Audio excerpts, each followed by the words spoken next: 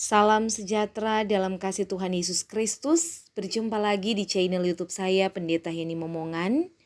Saudaraku, saat ini saya rindu lagi untuk berbagi kebenaran firman Tuhan. Tapi sebelum itu mari kita satu dalam doa, kita berdoa. Segala pujian dan hormat kami persembahkan bagimu ya Tuhan Allah, karena sungguh besar kasih setiamu melimpah dalam hidup kami. Di saat ini kami mau mendengar sabda Tuhan dan merenungkannya. Roh Kudus, bimbinglah kami, agar kami semakin memahami kehendak-Mu. Iman kami semakin bertumbuh sehingga kami dapat hidup dalam kebenaran dan berkenan di hadapan-Mu ya Tuhan. Kami sambut pemberitaan firman-Mu dalam nama Yesus Kristus, firman kehidupan. Amin. Saudaraku yang diberkati Tuhan, bacaan yang akan kita renungkan pada saat ini saya ambil dalam Injil Lukas pasal 2 ayat 4 sampai ayatnya yang ke-7. Demikian bunyi firman Tuhan.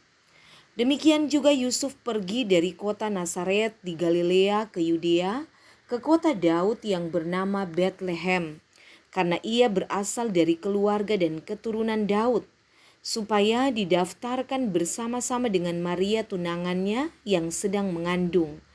Ketika mereka di situ, tibalah waktunya bagi Maria untuk bersalin, dan ia melahirkan seorang anak laki-laki, anaknya yang sulung, lalu dibungkusnya dengan lampin dan dibaringkannya di dalam palungan, karena tidak ada tempat bagi mereka di rumah penginapan.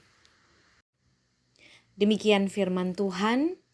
Saudara-saudaraku yang dikasihi diberkati Tuhan, tema perenungan kita saat ini, Natal bukan hanya baju baru, tetapi hati yang baru.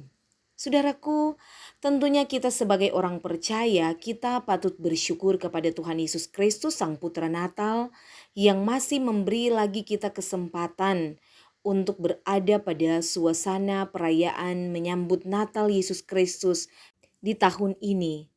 Nah saudaraku, merayakan Natal itu boleh dikata gampang-gampang susah. Merayakan Natal bisa mendatangkan sukacita, tapi juga sebaliknya bisa mendatangkan kekhawatiran dan kegelisahan. Natal bisa mendatangkan sukacita tentu bagi orang yang menjalani hari-hari kehidupan, terlebih lagi menjelang Natal itu dengan hal-hal yang penuh makna. Artinya sebelum kita merayakan Natal yang tepatnya kita rayakan di tanggal 25 Desember, kita perlu berbenah diri, kita perlu mengoreksi diri kembali. Barangkali di sepanjang tahun ini ada hal-hal yang kita lakukan yang bertentangan dengan kehendak Tuhan. Maka kita perlu memperbaiki hubungan kita dengan Tuhan. Atau jikalau ada hubungan dengan keluarga atau sesama, teman, sahabat yang renggang, hubungan yang sudah tidak baik, kita perlu perbaiki untuk menjadi baik kembali. Tetapi juga alangkah indahnya jikalau kita berkelebihan berkat dan kita berbagi kasih dengan sesama. Jadi kita perlu mempersiapkan Natal dengan hati yang damai. Maka di saat kita merayakan Natal, benar-benar ada sukacita yang besar akan kita rasakan. Tetapi Natal akan menjadi kekhawatiran atau kegelisahan apabila kita hanya terpusat pada hal-hal yang lahiriah. Mempersiapkan berbagai macam kue, berbagai macam minuman, dan yang tidak pernah terlewatkan harus ada baju baru, sepatu baru. Ini sudah menjadi tradisi, kebiasaan di saat kita merayakan Natal. Dan hal ini memang tidaklah salah. Yang penting jangan sampai hanya karena hal-hal yang lahiriah seperti kue Natal, minuman, makanan, baju baru atau sepatu baru menimbulkan masalah yang dapat memicu konflik dalam keluarga, konflik dalam persekutuan, di kolom, di bipra, di jemaat, ataupun dalam organisasi apa saja di saat mana kita merayakan Natal. Saudara-saudara, sesungguhnya peristiwa Natal kita tahu bersama terjadi dalam suasana sederhana, Yang kelihatan adalah bayi Yesus yang terlahir di kandang binatang, ditempatkan di palungan yang hina, dibungkus dengan kain lampin sepotong. Orang tuanya Yusuf dan Maria adalah keluarga yang sederhana, karena Yusuf hanya seorang tukang kayu, tidak ada yang mewah. Tetapi mengapa sekarang kita cenderung merayakan Natal dengan suasana sebaliknya? Yang terpenting sebenarnya bukanlah pada seberapa banyak macam kue dan makanan minuman yang kita siapkan. Bukan betapa bagusnya dekorasi rumah dan baju baru, sepatu baru yang kita pakai. Bukan pada ajang kemewahan dan pesta pora. Tapi yang terpenting bagaimana kita mempersiapkan hati kita untuk menyambut kedatangan Tuhan yang kedua kalinya. Bagaimana kita mempersiapkan hati dan hidup kita untuk menyambut Yesus Kristus di perayaan Natal. Natal memberitakan bahwa Yesus datang sebagai Raja Damai. Kiranya akan memenuhi hati kita supaya hati kita juga penuh damai. Itulah jiwa Natal. Allah mau berbaik kembali dengan kita manusia supaya kita memiliki hubungan yang baik dengan Allah. Dan supaya kita saling berbaik artinya kita memperbaiki hubungan kasih satu sama yang lain dengan sesama. Jadi kedamaian hati atau hati yang diperbaharui itulah yang harus kita persiapkan. Bukan hanya hal-hal yang lahiriah saja, namun mendatangkan kegelisahan dan kekhawatiran. Bukan emosi, bukan amarah, bukan kesombongan, bukan iri dengki dan sebagainya yang tidak membawa rasa sukacita di hati kita. Walau banyak kue Natal, walau banyak baju baru,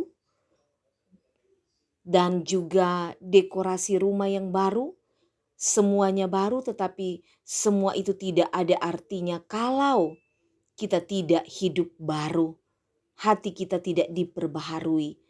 Yang memberi arti dan makna di hari Natal adalah hati kita, cara hidup kita yang berkenan di hadapan Tuhan, yang memuliakan Tuhan. Maka marilah kita merayakan Natal dengan kesederhanaan, artinya sesuai dengan kemampuan kita masing-masing.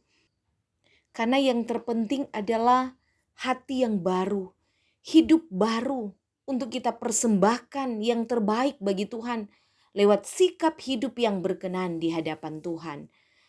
Natal adalah saat untuk kita merenungkan apa yang telah Tuhan berikan kepada kita dan apa yang dapat kita berikan kepadanya.